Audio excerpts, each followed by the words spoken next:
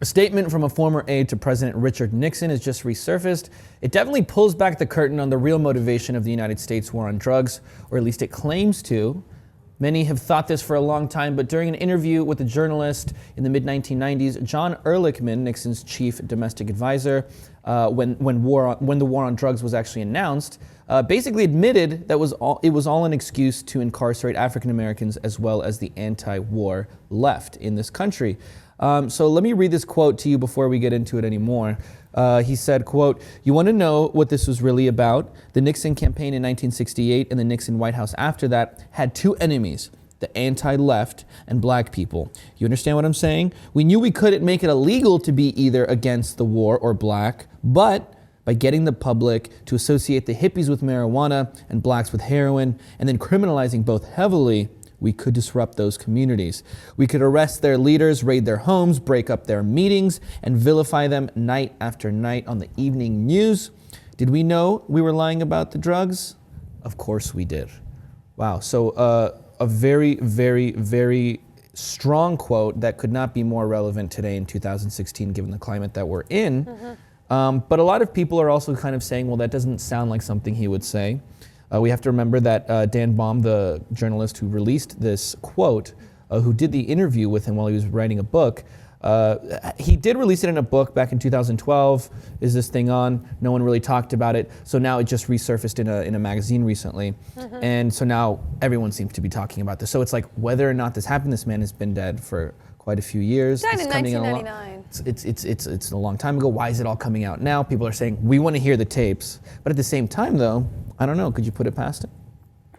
It sounds like it could be true. I'm one of those people that says, let me hear the tapes, let me see the hard copy, and then maybe, you know, it fits too easily into what we know now. I don't see a top Nixon aide ever saying something like this. We're talking about a man who was arguably the scapegoat for Watergate. He spent 18 months in a federal corrections institution.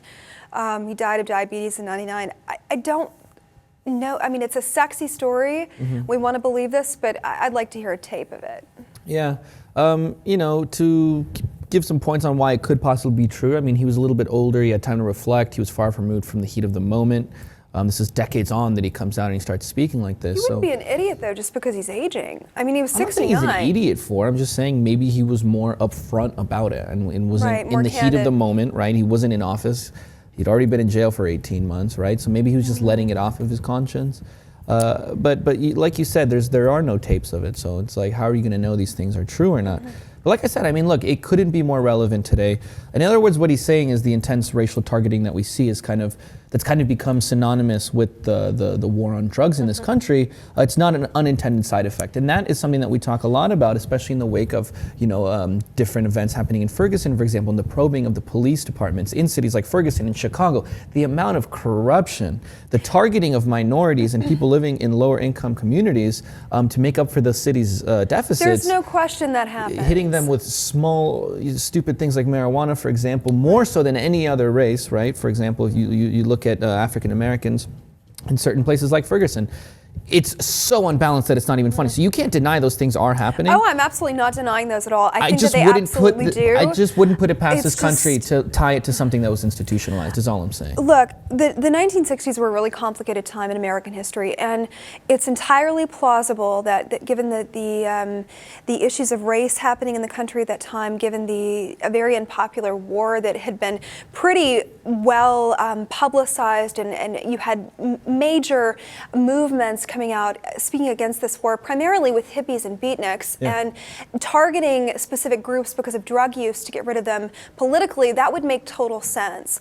What doesn't make sense is that some guy would have a deathbed confession or a later in life confession, you know, making the career of a journalist, supposedly. You know, you and I in this work, we would kill for sources like this. A first-hand source saying something this salacious, are you kidding?